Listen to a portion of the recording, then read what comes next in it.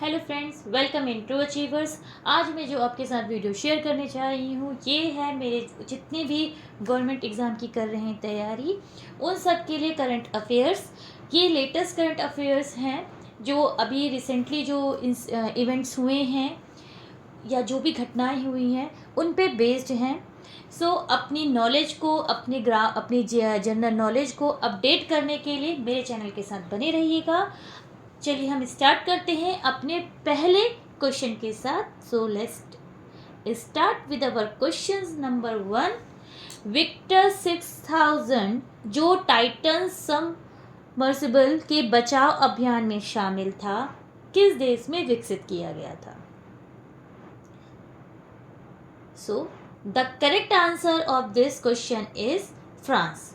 मैं आपको रीज़न बताना चाहूँगी। अभी आपको पता होगा कि बहुत ही ज़्यादा ओशियन टाइटन पे डिस्कशन चल रहा है, जो कि विक्टर 6000 एक फ्रांसीसी रोबोट है जो टाइटन सबमर्सिबल के बचाव अभियान में शामिल था। यह पानी के अंदर 20,000 फीट तक जा सकता है। अभी आपको पता होगा कि ये जो एक टॉपिक है जो बहुत ही ज़्यादा हाईलाइटेड है, जिसमें कि जो पनडुब्बी गई थी टाइटन के मलबे को देखने के लिए, जिसने 1 घंटे 45 मिनट के बाद जो ऊपर पोलर प्रिंस जहाज़ था उससे सारे नेटवर्क्स, उससे सारे संपर्क खत्म हो गए थे।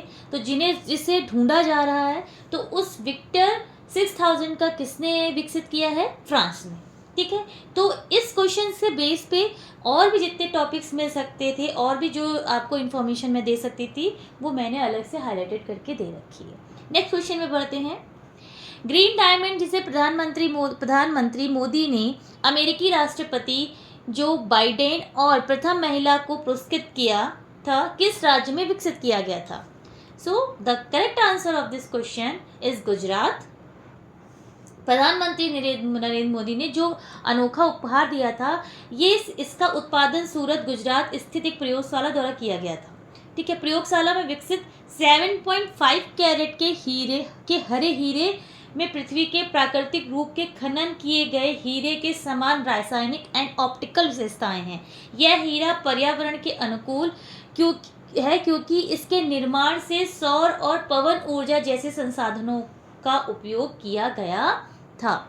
ठीक है, जो ये मैं क्वेश्चंस बता रही हूँ, जो मैं क्वेश्चन दे रही हूँ, इसका मुझे आपको एग्जैक्ट आंसर देना था, लेकिन मैं इस पे आपको अलग से इंफॉर्मेशन जो इससे रिलेटेड है, जो इससे कनेक्ट है, ठीक है, जिस पे क्वेश्चन बन सकते हैं कि कितने कैरेट का था या ये इसकी क्या विशेषता थी। तो जैसे क्या कहते हैं, पर्यावरण अनुकूल है ये हीरा, ठीक है, और पृथ्वी के प्राकृतिक रूप से खनन किए गए, इसमें क्या है, रासायनिक एंड ऑप्टिकल विशेषताएं इसकी। तो उस पर्टिकुलर जो आपका क्वेश्चन है उससे और क्या क्या क्वेश्चन बन सकते हैं, ये हर क्वेश्चन में उसके आंसर के साथ मैंने आपको अलग से उसकी और इन्फॉर्मेशन दी है। सो बढ़ते हैं अपने नेक्स्ट क्वेश्चन पे। किस संस्था ने प्लास्टिक प्रदूषण को संबोधित करने के लिए मानक IS 1826 2023 जारी किया? तो इसका करेक्ट आंसर है BIS। प्लास्टिक प्रदूषण को संशोधित करने और टिकाऊ प्रथाओं को प्रोत्साहित करने के लिए भारतीय मानक ब्यूरो यानी कि BIS द्वारा IS यानी कि 1826 2023 कृषि उप उत्पादों से बने भोजन परोसने वाले बर्तन जारी किए गए हैं। यह मानक पूरे देश में लगातार गुणवत्ता मानकों को बढ़ावा देते हुए निर्माताओं और उपभोक्ताओं को विस्तृत निर्देश प्रदान करता है। क्यों है कि किसी कृषि उत्पादों से बने भोजन परोसने वाले बर्तन जारी किए गए हैं। ठीक है, आगे बढ़ते हैं।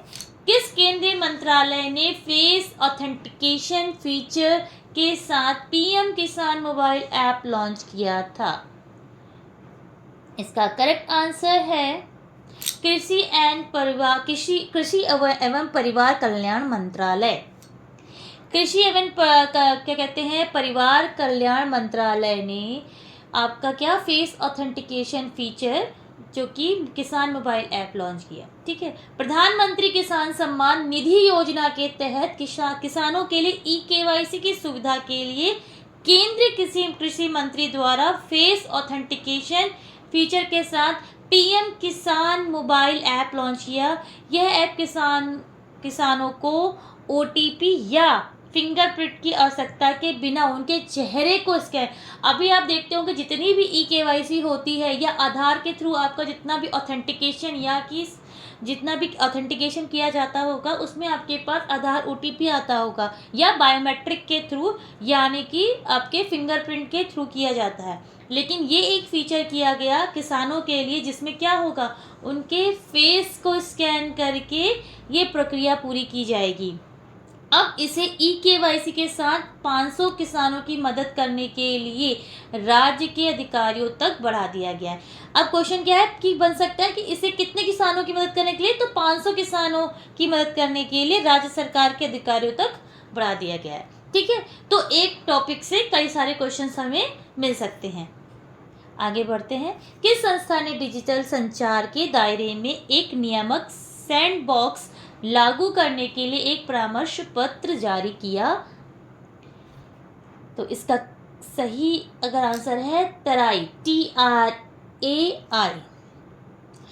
भारतीय दूरसंचार नियामक प्राधिकरण ने हाल ही में डिजिटल संचार क्षेत्र में नियामक सैंडबॉक्स के माध्यम से नवीन प्रौद्योगिकियों, सेवाओं, उपयोग के मामलों और बिजनेस मॉडल को प्रोत्साहित करने के लिए, ठीक है।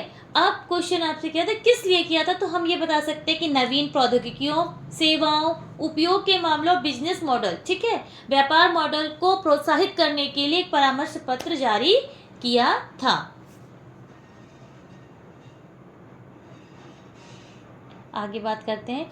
किस देश ने लंबी दूरी की बैलिस्टिक मिसाइल खाइबर का परीक्षण किया? तो इसका सही आंसर है ईरान ने।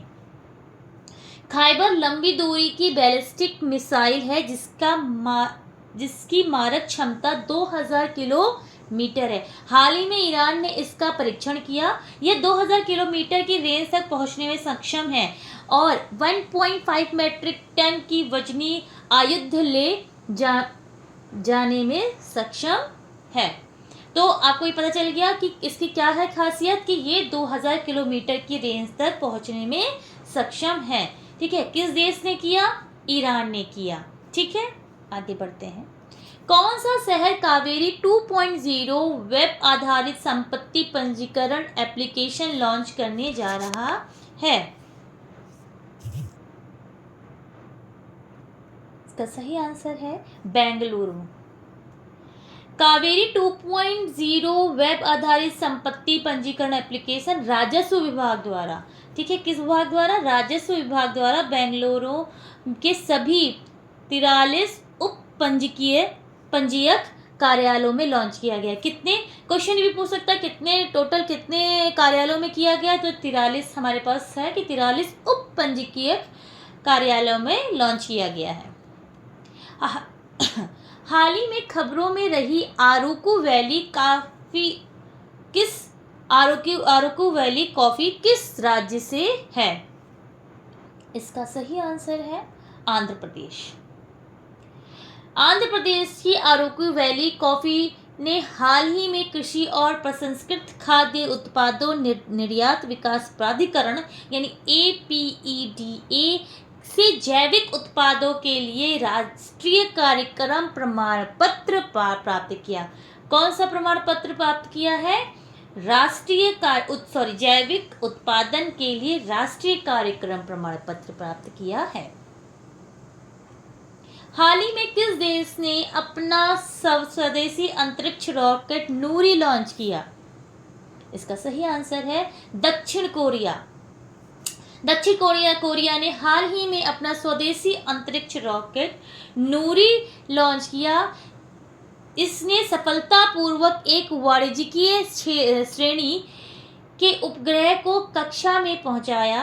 दक्षिण कोरिया की अंतरिक्ष agency Korea aerospace research institute के अनुसार रॉकेट ने सफलतापूर्वक अपनी सभी पेलोड को उनकी निर्दिष्ट कक्षाओं में तैनात कर दिया। हाल ही में सुर्खियों में रहने वाले टीना टर्नर किस पेशे से जुड़ी थी?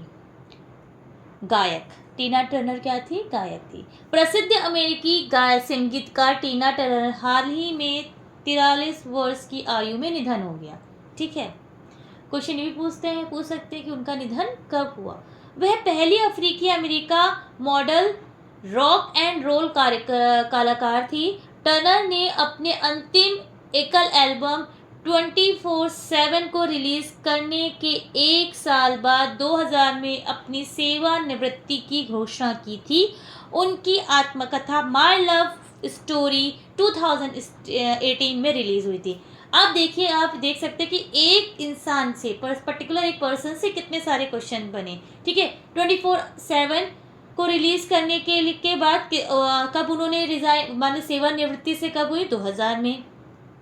ठीक है, उनकी आत्मकथा कौन सी थी और कब रिलीज हुई थी? 2018 में, my love story.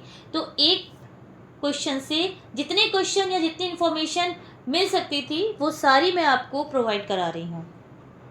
So guys, here are some questions, कुछ क्वेश्चंस थे जो मैंने आपके साथ शेयर किए। ऐसे ही मैं आपके साथ लेटेस्ट जितने भी चीज़ें होंगी, जितने भी इंसिडेंट इवेंट होंगे, जो भी घटनाएं होंगी, उनसे रिलेटेड जितने भी क्वेश्चंस बनेंगे वो आपके साथ सब सारे क्वेश्चन मैं शेयर करूंगी। सो अगर मेरी वीडियो आपके लिए हेल्पफुल है तो प्लीज़ मेरी वीडियो के साथ बने रहिएगा एंड मेरे चैनल को करिएगा like, share and subscribe. Bye bye.